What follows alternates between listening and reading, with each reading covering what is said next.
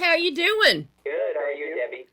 Well, I'm very excited to be talking to you. Last time we chatted was at Hollywood High School for the Gallows. Oh, yeah. Yeah, we've got a couple people on today that were a part of that, too, and it's been cool. A little trip down memory lane. More cool than that is seeing your progress and growth as directors since the Gallows. Oh, thank you. Thank you. That means a lot. That's what really impresses me with this film of Held, is I can see your growth as storytellers in the way you have designed your production design, working with your cinematographer, Kyle, and using your visuals and using camera dutching in different angles and perspectives to help tell this story. And you've gone away from all the basic horror tropes of jump cuts and things like this, or found footage, and this is very slick, it's polished, and I love what I'm seeing from the two of you. Oh, thank you so much. Thank you. I really appreciate that. And thanks for we'll pass a lot of those compliments along to our team as well, because they did a great job on this. I gotta tell you guys, you really... One of the standout things here, and you wouldn't think of it in a film like this, is Trina's costume design. It is so defining and speaks so loudly because of the frumpy style of what Emma is dressed in. And you don't really understand initially what the heck is with this particular style of clothing, because there's some dresses that look like they came out of the 50s, there's some that look like they came out of the 80s with ruffles on them, and the different fabrications that Trina's selected. So it's really interesting to see how that helps lead us into what we eventually learn as to what's happening here. No, that's a really cool observation. And it's one of the first times someone has kind of picked it apart so detailed like you did there. And Trina's going to really appreciate that for sure. She's so talented, and she does put a lot of effort and thought into the decisions that she makes, especially with this movie. As you said, there's a lot of wardrobe choices that are there, and they might seem strange at first, but they all have a meaning to them, thank you, that's cool. I mean, one of the first big telltale signs that the wardrobe is key is when the voice tells Emma, there's an apron, put an apron on. So right away your mind is transported back like to Aunt Bee in the Andy Griffith Show. And it's a tip-off. Pay attention to the clothing. Mm-hmm. Yeah, no, that's a great point. That's really cool. Yeah, and then when we see the white pinoir negligee thing that she wakes up in, and which here again, it's very 1950s, Betty Homemaker. Mm-hmm, yeah, absolutely. And then later on too, there's another segment as well that just goes all in on that. You probably know the piece I'm talking about. It's full on Mad Men, Absolutely. And it's just, I found that so fascinating, because in a film like this, a present day film, you don't expect this. You don't expect where costuming would be that key to what is unfolding and the metaphor for the story and the underlying issues.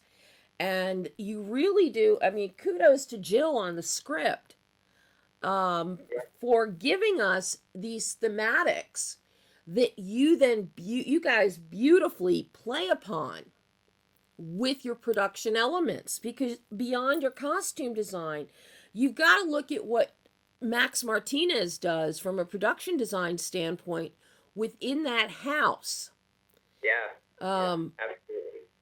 but Max, he's a talented dude. Yeah, I mean, we love our team. They're so amazing, and they all put so much heart into it. And that's really, it's something that we love about them, and hopefully they love about us. Seeing the end results. Like we watched the movie with the cast and crew for the first time just a couple weeks ago, and it's like we hope that when we're done with all the post production and everything that we do right by them and their talents. And really showcase them. We feel like they all, we all had kind of that group hug moment type thing. Of course, we were all masked at the moment when we did the group hug, but we did like that group hug, like, hey, we did it, you guys did it, you did such a great job, and then we, finished it off with the bang, with the edit and the finished product. Everyone was really proud, and these words from you are just really, we really appreciate it. Yeah. Absolutely. What's really interesting is when you view your production design and your set dress in tandem with your costume design, because there's a disconnect there. You've got the high tech, gleaming, glossy white and gray and house that has almost a futuristic note to it, but the kind of futuristic note you would have seen at Disneyland in Tomorrowland back in the 50s. And I really love, but we've got cell phones, so we know we're present day. And then you contrast that juxtaposition works so well with this story. And, it's kudos to Max with the production design. Especially when we get into the hidden room, because this is the first time, the only time in the film, we have color. Yeah, right. We have color, but it's stuck in time. It's a time warp. That room is, it's Brendan Fraser in A Blast from the Past. Right. No, and Max, he crushed it on that room. We spent too long on it, honestly, on set. We had about 3 hours of just flat out set design that Max was, going wall to wall and prepping that room on the day. And it was fun. We found a lot of really great, we had 2 other friends that are in the vintage world of furniture and things. And Max had them helping him and finding the carpet and the types of couches and artwork. And it really set us all back, I think, in a good way. One look in that room from the color, it's fabulous. But then you have that juxtaposition and contrast with the high-tech video monitor surveillance system happening. That looks so out of place in there. One thing I'm not sure if anyone's noticed, because it's very subtle, is that when she goes to that room, the aspect ratio of the film totally changes. Yeah. It's a subtle thing because it happens in a place where the transition, where the screen is very dark with the stuff in the closet. But it does go from a widescreen cinematic, more modern type of a look, I'd say, to it pops up and intentional standard depth kind of. More of a boxy look. Yeah. Very much so, and that's just another one of those little elements that shows how far you're coming as directors, as filmmakers. When you guys got this script, how did you begin to approach this? Did you break it out and one of you was going to worry about casting or actors and working on the script and the other one worried about technical stuff? What was your approach to start breaking this down from a directorial standpoint? Well, we do just about everything together, honestly. Like, I don't think there's ever just one of us completely tackling one thing on our own. It's a lot of back and forth on everything at all at once. Very collaborative. And it's interesting when you say when we got the script, we actually developed the script with Jill. Her sister lives across the street from us here in Central California, and she was visiting from LA and walking their dog, and I thought, oh, this is a new neighbor, let me be friendly and introduce myself, and I did, and come to find out she was just visiting, but that she's currently living in LA as an actress. And I thought, oh, well, that's neat. I make movies, I've done these. And she said, oh, no way, that's great. And we watched a short film that she had directed and starred in and thought she did a great job. And then said, hey, well, if there's an idea you have that we can develop, let's go for it, And we took a chance on an unknown person, someone that the typical Hollywood, industry person would say, oh, well, we don't know who she is, so overlook. Yeah, they would overlook, but we want to kind of really actually put our money where Hollywood says their mouth is, and give people those opportunities like we got, and Hollywood did accept us in the first Gallows, and as we've been able to have a foot in, and we really have enjoyed the relationships we've built there.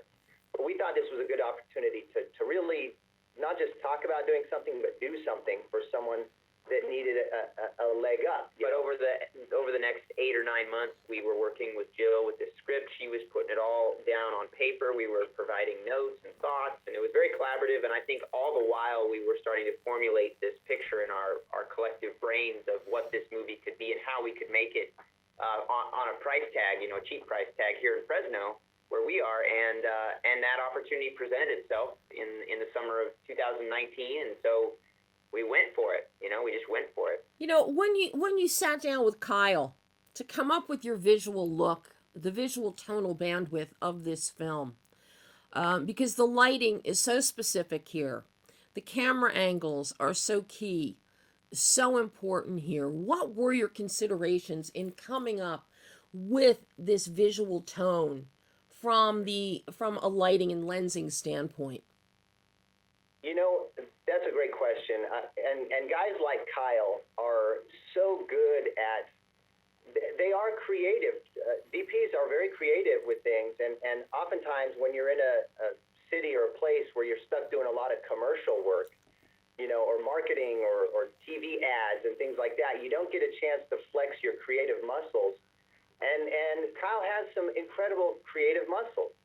So in our early talks, we talked about wanting to have a very kind of futuristic feel, kind of a sci-fi feel, but also hearkening to the past.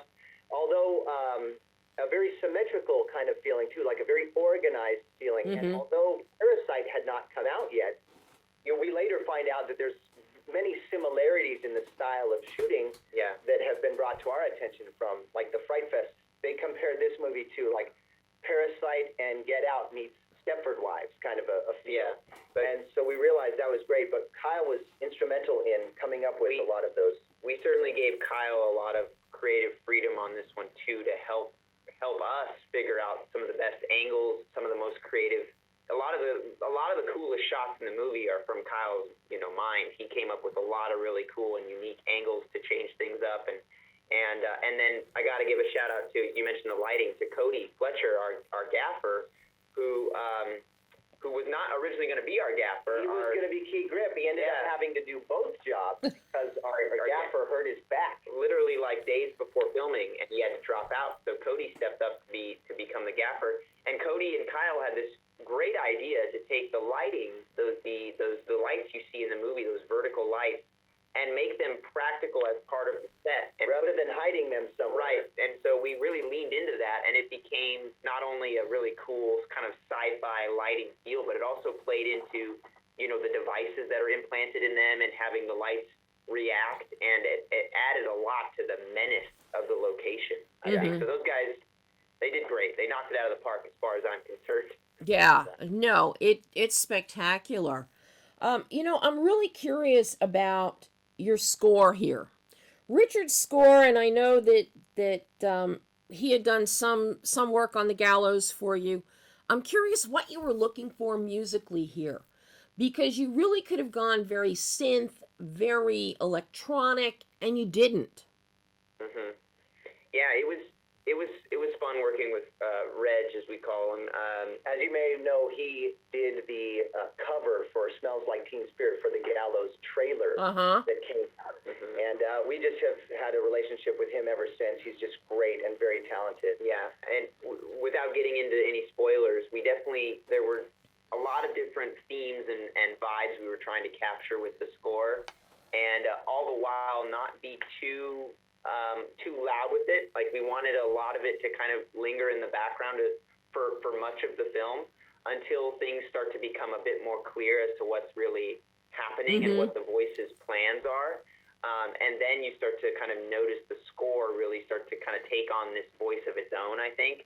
And I think Reg did such a great job with that. And we actually got an opportunity to record one of the pieces live with a real orchestra. Reg hooked up with the Budapest Orchestra, which was really cool, especially during COVID, to get that opportunity to record a live piece of music, which we got some cool BTS footage. I think that's going to be on the home video release eventually. But yeah, we think Reg and also our sound designer Brandon Jones did a fantastic job with the soundscape of the film and making it feel tense. Yeah, I think actually Reg was reached out to from a music score and soundtrack releasing label, and they just recently released the Held movie soundtrack, and they just saw that it was really great, and it's a credit to him and his talent in music. So yeah, the music and the soundscape are so integral, and I love the fact that the soundscape, we hear the little minutia. We hear minutia. We hear the sound of the injection. You know, we hear the scissors snipping. Yeah, it was so great to work with our great friend and collaborator from the Gallows, Brandon Jones. He did the sound design for that, and since the Gallows, he's been on just about every huge movie that you would ever expect to see. A bunch of Michael Bay movies. He did The Shallows right after the Gallows. That's funny. And then he did his work was nominated for A Quiet Place. You know, he did both A Quiet Place movies, and most recently, I think that's coming out is the Godzilla vs. Kong and the new Space Jam. But yeah, he had a great little window of time in COVID, thanks to COVID. You know, a little silver lining there, I guess. He was able to help us out on this movie, and he really wanted to once he saw the cut. Yeah, we actually were saying, hey, we just want your expertise helping out the sound designers that we're going to go with. Not expecting him to be able to do it because he's too big for us now. Yeah. And he says, guys, no, I love it. I've been dying to work with you guys again. I love you guys. I love this movie. I'm in. And we're like, okay, you're our sound guy then on this one. You're the designer. 8 weeks window, in, out. He got it done and worked with Reg on kind of, you know, combining and threading the needle on where the score begins and where the sound design, you know, ends and stuff. So I think they did a really nice job, and I'm proud of those guys. So much fun to work with. Absolutely. But, you know, I would be remiss not to ask you about the challenge of editing this. Because, number one, you have so many camera angles that you can pick from. But it's building the tension of this film that is so interesting. So I'm curious about the challenge of editing to find that pacing to build this, because you do have, you know, we're addressing these different themes about a marriage, and you can tell from the start based on the camera blocking and how the scenes are set up, this is not a happy couple. Especially when Henry shows up there. You weren't supposed to come until tomorrow. What are you doing here tonight? Okay. And the fact that she's had roses left at the door, but she never even says to him, oh, thank you for the roses. And he never notices that there's a vase of roses sitting on the counter. So it's like, all right, you know, we got issues. We got big issues here. So, oh, go ahead. Sorry. No, I was just going to say, so this comes down to finding that pace. Where do you know, cutting the specific image at the right moment here without conveying too much too soon in the performances. This movie has been a lot of fun in that we have gradually been expanding our team.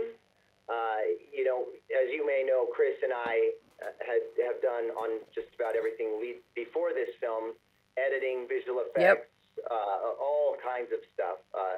And we actually were able to meet a couple of editors that have edited some things that we've seen in the past, and we liked their sensibilities. And just them as people. And then just them as people.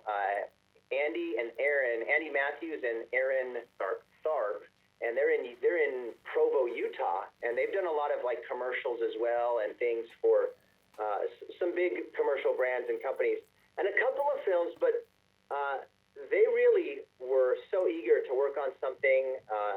They love the cinematic, they love the script, and this was really a fun thing for them. They really enjoyed the process. But those guys really, I got to give them a lot of the credit here for the pace and everything. They did such a great job of picking the best takes and picking those little moments, I think, that really build that tension in just that right way that makes you keep questioning, like you were saying, like you don't have all the answers, you don't necessarily need them all, but you're always wanting to lean in and kind of figure out more about this couple. And you're not sure who to root for. You feel for them both, but you're not sure who to root for in their battle against this voice and for their marriage. But those guys did a great job, and we did jump in and help with a few scenes and some visual effects, but Andy and Aaron took on the bulk of that endeavor with the edit, and I think they did just a great job of picking the best stuff that we were able to capture. I think they did an excellent job, and they found a pace that works, and without giving away too much too soon, and picking the right camera angles, because both Jill and Bart are very facially expressive, especially Bart with his body language. Mm-hmm. And you don't want to see too much given away too early here. Right. We were very careful on that, with the score, with the sound design, with the edit, to make sure that too much wasn't given too early. Yeah. So that we could build that intensity and that tension. I feel like, and based on our cast and crew screening, everyone kind of felt like, yeah, it got to a point, and then I just held my breath. And then I was still holding it, and then I was holding it the rest of the movie. So getting that reaction from our crew was really nice. And I have to tell you, I love the character of Joe and your casting of Rez Kempton. The humanity and the authenticity that he brings is priceless here. Absolutely priceless. That character is so important for essentially bookending this film. Thank you so much. We really felt like that was strong, and it was an indication that of humanity. Mm-hmm. And that it wasn't just like us versus them or this versus that. It was like, you know what, each person and each life is a case by case, and that to lump things into one is a little bit lazy, you know. To not believe that there's not nuance and in every situation, and to seek understanding. And Rez is just an awesome guy too. He's one of the nice people. So you know what, he deserves every bit of praise. He's just an awesome dude. Yeah, great all around. Great time making this. Great people, and we hope and plan on many more. Well, I'm glad. And I've got one last question for you before I let you guys run. I've got to ask, what did you learn about yourselves as filmmakers that with making this film? Besides the fact you got to have more crew and you didn't have to do everything yourselves. You know, what did you learn about yourselves as filmmakers, as directors, that you can now take forward for more growth in future films? That's a great question.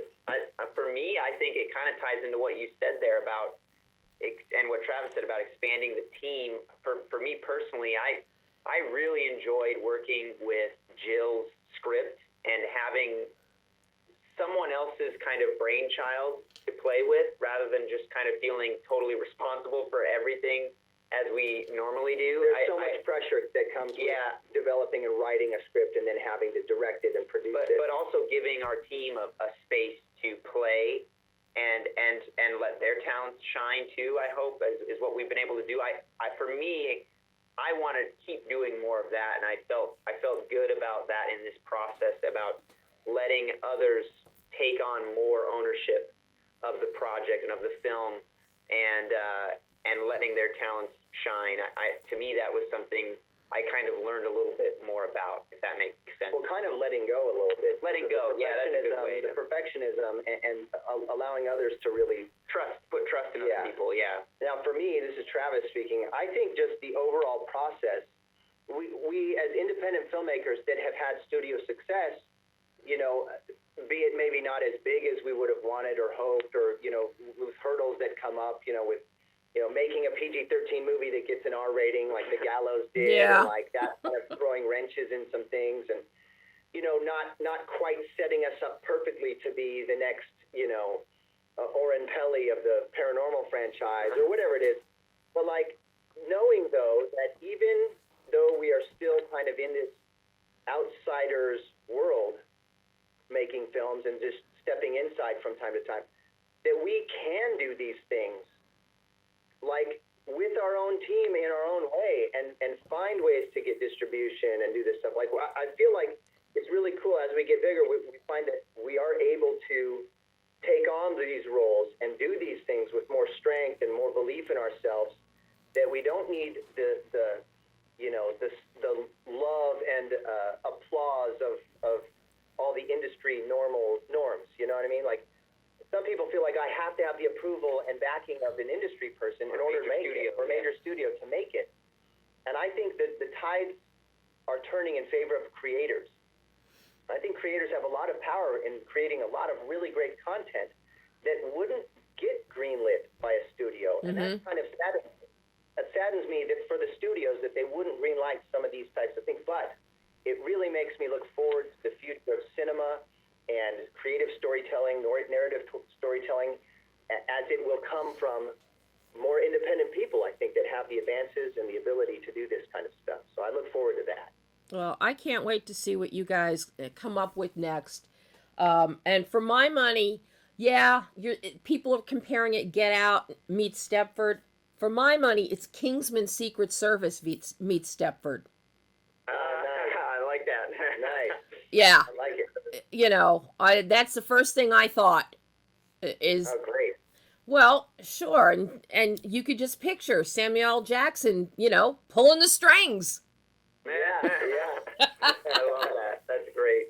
Oh, guys, thank you so much. This has been so much fun, and I can't wait for the next one. Thank you. Thank you. Yeah, Good to talk to you again. Really appreciate all the kind words, and we'll definitely make sure our whole team hears them. Yeah. It was awesome. And everyone knows if it sucked, I would tell you. Yes, thank you. Thanks, guys. Have a great day.